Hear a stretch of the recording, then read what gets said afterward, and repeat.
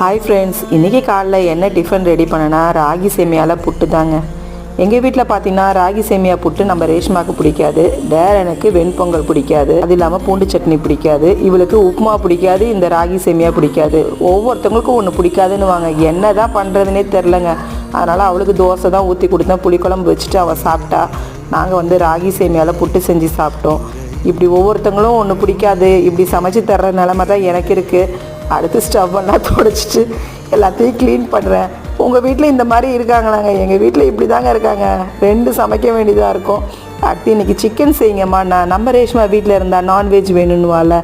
அடுத்து ரோஸ் செடிக்கு ஃபில்ட்ரு காஃபியில் பொடியெல்லாம் போட்டு வச்சதெல்லாம் எடுத்து வச்சுருக்கேன். என்னமோ ரோஸ் கலராக பூக்குன்றாங்க. சரி, அப்படியே டார்க்காக பூக்குதா பார்ப்போம். அதை ஏன் கீழே ஊற்றுவானு ரோஸ் செடியில் ஊற்ற சொன்ன ரேஷ்மாவை. அடுத்து டிஷ்வாஷர்லாம் பாத்திரத்தை ஃபில் பண்ணிவிட்டு க்ளீனிங் வேலையெல்லாம் முடிச்சிட்டேங்க இன்றைக்கி. இந்த வீடியோ பிடிச்சிருந்தா லைக் பண்ணுங்க.